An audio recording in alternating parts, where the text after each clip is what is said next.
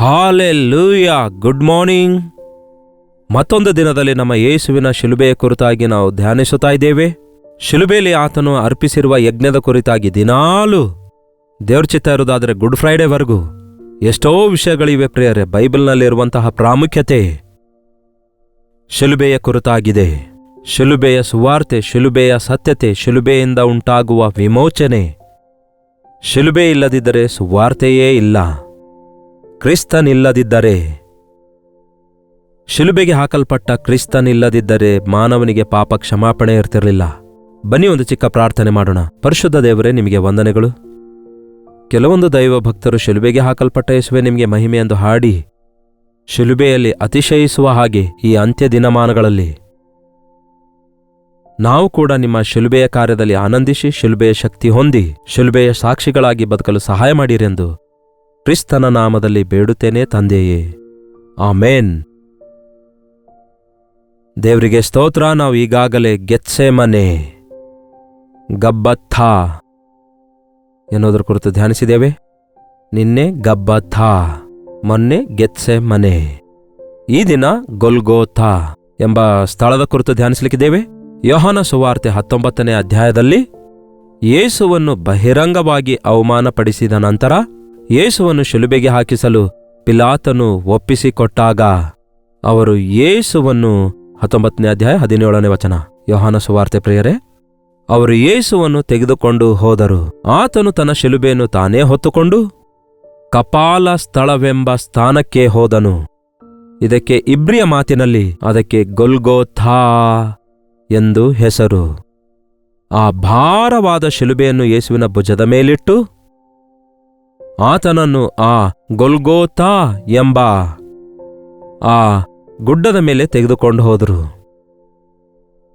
ರಕ್ತದಿಂದ ಕೂಡಿರುವ ಪಾದಗಳೊಂದಿಗೆ ಭಾರವಾದ ಶಿಲುಬೆಯನ್ನು ಹೊರಲಿಕ್ಕಾಗದೆ ಆತನು ಎಷ್ಟೋ ಸಾರಿ ಕೆಳಗೆ ಬಿದ್ದಿದ್ದಾಗಿಯೂ ದಯೆ ಕನಿಕರವಿಲ್ಲದೆ ಆ ರೋಮ್ ಸೈನಿಕರು ಯೇಸುವನ್ನು ಕೊರಡೆಯಿಂದ ಹೊಡೆಯುತ್ತಾ ಎಳ್ಕೊಂಡು ಆ ಗಬ್ಬಥಾ ಎಂಬ ಸ್ಥಳದಿಂದ ಗೊಲ್ಗೋಥಾ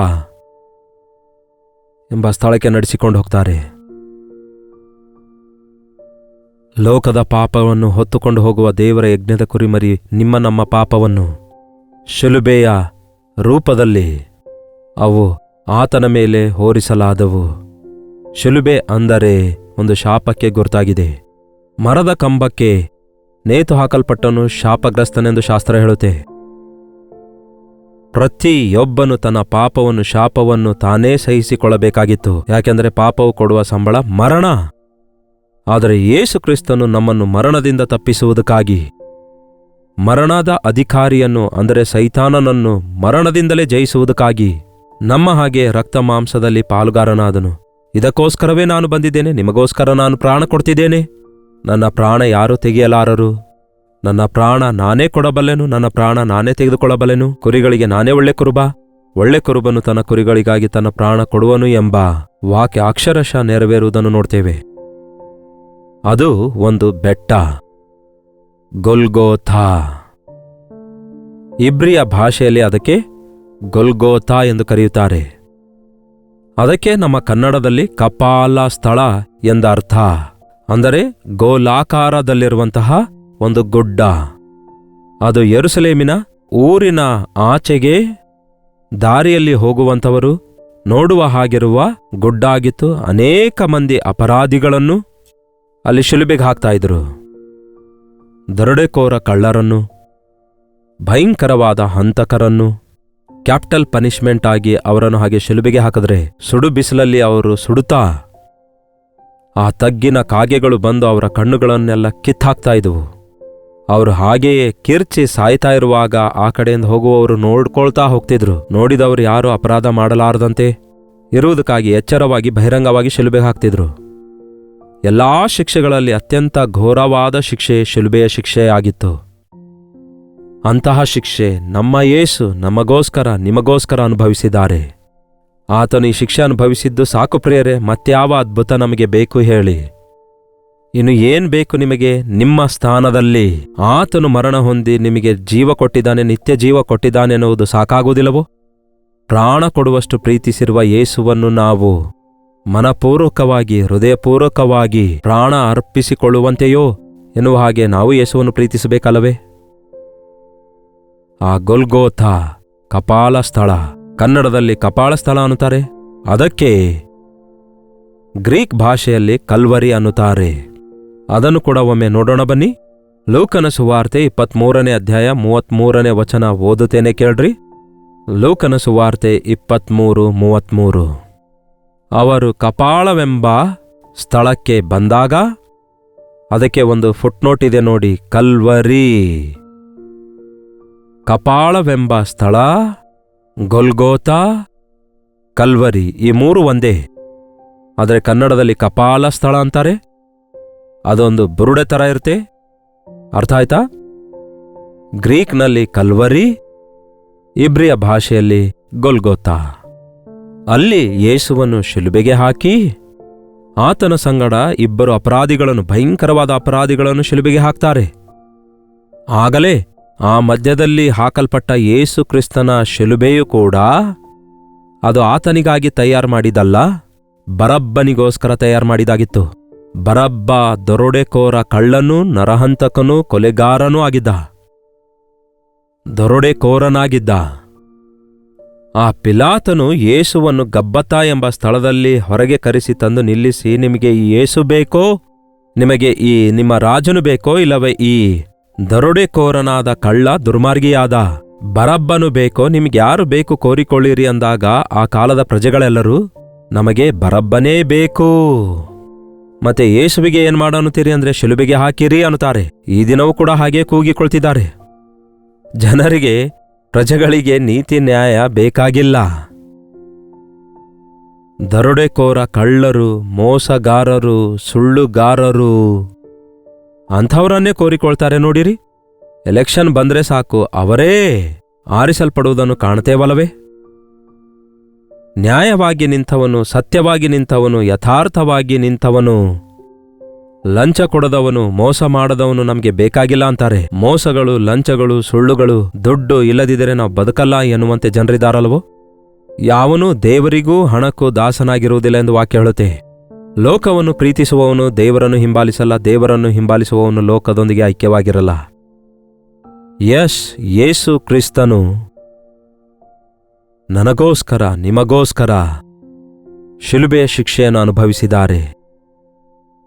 ಜನರು ತಿರಸ್ಕರಿಸಿದರೂ ಕೂಡ ನಾನು ಇದಕ್ಕೋಸ್ಕರವೇ ಬಂದಿದ್ದೇನೆ ಎಂದು, ನನ್ನ ಪ್ರಾಣ ಅರ್ಪಿಸುವುದಕ್ಕಾಗಿಯೇ ನಾನು ಬಂದಿದ್ದೇನೆ ಎಂದು ಹೇಳಿರುವ ಯೇಸು, ನಿಮ್ಮ ಶಿಕ್ಷೆ ಅನುಭವಿಸುವುದಕ್ಕಾಗಿಯೇ ನಾನಿದ್ದೇನೆ ಎಂದು ಹೇಳಿರುವ ಯೇಸು ನಮ್ಮೆಲ್ಲರಿಗೋಸ್ಕರ ಶಿಲುಬೆಯ ಮೇಲೆ ಬಲಿಯಾಗಿದ್ದಾರೆ. ಆ ಸ್ಥಳವೇ ಈ ಕಲ್ವರಿಯಾಗಿದೆ. ಆ ಶಿಲುಬೆಯ ಮೇಲೆ 20ನೇ ವಚನ ಓದುತ್ತೇನೆ ಕೇಳ್ರಿ. ಯೋಹಾನ ಸುವಾರ್ತೆ 19:20.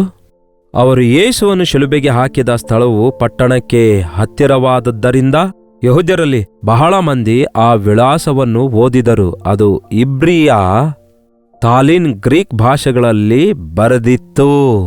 ಏನೆಂದು ಬರೆಯಲಾಗಿದೆ ಅಲ್ಲಿ? 19ನೇ ವಚನ ನೋಡಿ. ಇದಲ್ಲದೆ ಪಿಲಾತನು ಒಂದು ವಿಳಾಸವನ್ನು ಬರೆದು ಯೇಸುವಿನ ಶಿಲುಬೆಯ ಮೇಲ್ಗಡೆ ಹಚ್ಚಿಸಿದನು. ಅದೇನೆಂದರೆ, ನಜರೇತಿನ ಯೇಸು ಯೆಹೂದ್ಯರ ಅರಸನು ಎನ್ನುವುದನ್ನೇ ಬರೆಸಿಟ್ಟಿದ. ಯೇಸುವೇ ಯೆಹೂದ್ಯರ ಅರಸನೆಂದು ಬರೆಸಿದ. ಬಹಳಷ್ಟು ಜನ INRI ಅಂತಿದೆ, ಅದಂದ್ರೆ ಏನು ಎಂದು ಕೇಳ್ತಾರೆ. ಅದು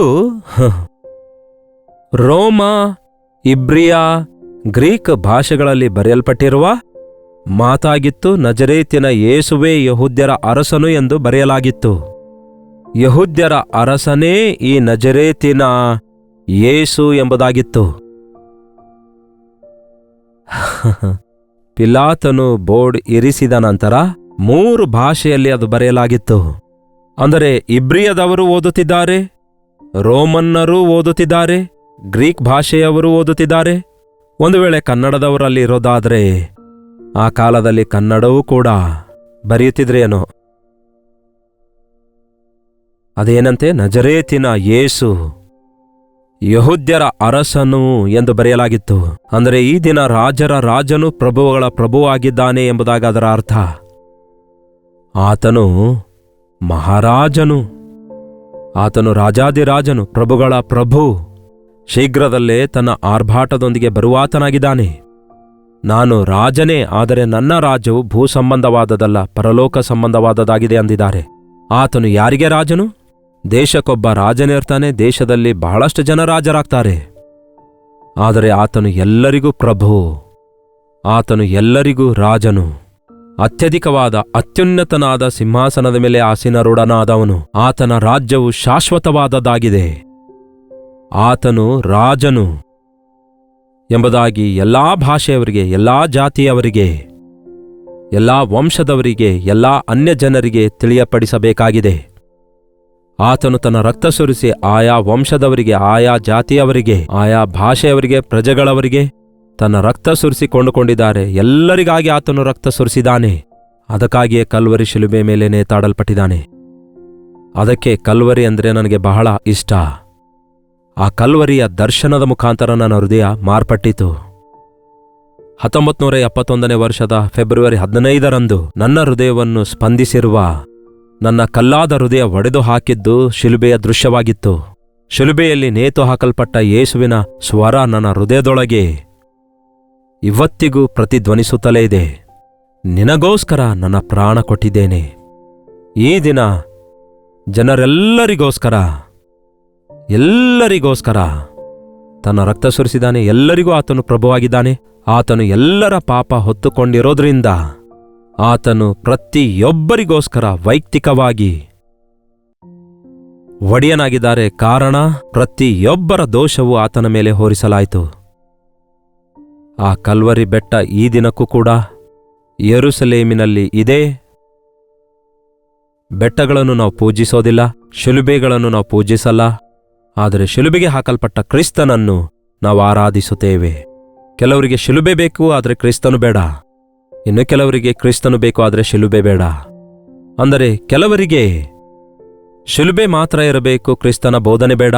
ಅಂದರೆ ಅದರ ಗ್ರಹಿಕೆ ಸಾಕು, ಅದರಿಂದ ಪ್ರಯೋಜನವಿಲ್ಲ. ಈ ದಿನ ಬಂಗಾರದ ಶಿಲುಬೆ, ಮರದ ಶಿಲುಬೆ ಕೊರಳಿಗೆ, ಕಿವಿಗೆ, ಕೈಗೆ ಎಲ್ಲಿ ಬೇಕಾದರೂ ಅಲ್ಲಿ ಹಾಕಿಕೊಳ್ತಿದ್ದಾರೆ. ಪ್ರತಿಯೊಬ್ಬರಿಗೆ ಅದು ಫ್ಯಾಷನ್ ಆಗಿಬಿಟ್ಟಿದೆ. But don't do that. ಶಿಲುಬೆ ಎನ್ನುವಂಥದ್ದು ಕ್ರಿಸ್ತನಿಲ್ಲದೆ ಬೆಲೆ ಇಲ್ಲದಾಗಿದೆ. ಅದು ಶಾಪಕ್ಕೆ ಗುರುತಾಗಿದೆ. ಆದರೆ ಶಿಲುಬೆಗೆ ಹಾಕಲ್ಪಟ್ಟ ಕ್ರಿಸ್ತನು ಬೇಕು.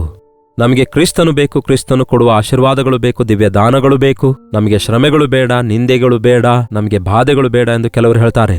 ಯಾವಾಗಲೂ ಆಶೀರ್ವಾದಕ್ಕೋಸ್ಕರವೇ ಯೇಸು ಬೇಕನ್ನುತ್ತಾರೆ. No no no no. ಯಾವನಾದರೂ ಕ್ರಿಸ್ತ ಯೇಸುವಿನಲ್ಲಿದ್ದರೆ ಅವನು ನೂತನ ಸೃಷ್ಟಿಯಾದನು. ನಾವು ಅನೇಕ ಸಂಕಟಗಳನ್ನು ಅನುಭವಿಸಿ ಪರಲೋಕಕ್ಕೆ ಹೋಗಬೇಕಾಗಿದೆ ಎಂದು ಆತನು ಹೇಳಿದ್ದಾನೆ. ನಾವನೇಕ ಶ್ರಮೆಗಳನ್ನು ಹೊಂದಿ ಪರಲೋಕ ರಾಜ್ಯಕ್ಕೆ ಹೋಗಬೇಕಾಗಿದೆ. ಯಾವನಾದರೂ ನನ್ನ ಹಿಂದೆ ಬರಲು ಇಚ್ಛಿಸುವುದಾದರೆ ಅವನು ಅನುದಿನವೂ ತನ್ನ ಶಿಲುಬೆ ಹೊತ್ತುಕೊಂಡು ತನ್ನನ್ನು ತಾನು ನಿರಾಕರಿಸಿಕೊಂಡು ನನ್ನನ್ನು ಹಿಂಬಾಲಿಸಬೇಕೆಂದು ಯೇಸು ಹೇಳಿದಾರಲ್ಲವೇ? ಹಾಗಾಗಿ ಈ ಕಲ್ವರಿ ಶಿಲುಬೆಯಲ್ಲಿ ಯೇಸು ಕ್ರಿಸ್ತನು ಅರ್ಪಿಸಿದ ಯಜ್ಞೆ ಶ್ರೇಷ್ಠವಾಗಿದೆ. ಅಲ್ಲಿ ಯೇಸು ಇನ್ನೂ 7 ಮಾತುಗಳಾಡ್ತಾರಲ್ಲವೇ? ಒಂದೊಂದು ಮಾತು ಮುಂದಿನ ದಿನಗಳಲ್ಲಿ ಧ್ಯಾನಿಸೋಣ. ಶಿಲುಬೆಯ ಮೇಲೆ ಅನೇಕ ಕಾರ್ಯಗಳು ಸಂಭವಿಸಿವೆ. ಆ ಗೊಲ್ಗೋತಾ ಒಂದು ಮುಖ್ಯವಾದ ಕೇಂದ್ರವಾಗಿದೆ. ಅಲ್ಲಿ ಯೇಸಯ್ಯ ಎಲ್ಲವೂ ತೀರಿತು ಎಂದು ಹೇಳಿ ತನ್ನ ಪ್ರಾಣ ಅರ್ಪಿಸಿಕೊಟ್ಟಂತೆ ನೋಡ್ತೇವೆ. ಅಲ್ಲಿ ಹತ್ತಿರದಲ್ಲೇ ಇರುವ ಅರಿಮಥೆಯ ಯೋಸೇಫನು ತನ್ನ ಸಮಾಧಿಯಲ್ಲಿ ಯೇಸುವನ್ನು ಇಡುತ್ತಾನೆ. 3ನೇ ದಿನದಲ್ಲಿ ಆತನು ಮೃತ್ಯುಂಜಯನಾಗಿ ಎದ್ದು ಬಂದಂತೆ ಬೈಬಲ್ನಲ್ಲಿ ಓದುತ್ತೇವೆ. ಚರಿತ್ರೆಯಲ್ಲಿ ಖಾಲಿ ಸಮಾಧಿಯನ್ನು ಕಾಣ್ತೇವೆ. ಪ್ರವಾದನೆಗಳ ನೆರವೇರುವಿಕೆಯಾಗಿ ಇಗೋ, ಶಾಸ್ತ್ರದಲ್ಲಿ ಹೇಳಿದ ಪ್ರಕಾರ ಆತನು ಶಿಲುಬೆಗೆ ಹಾಕಲ್ಪಡುವನು, ಶಾಸ್ತ್ರದ ಪ್ರಕಾರವೇ ಆತನು ಪುನರುತ್ಥಾನನಾಗಿ ಬರುವನು ಎಂಬ ಮಾತು ನೆರವೇರಿತು. ಅಕ್ಷರಶಃ ನೆರವೇರಿತು.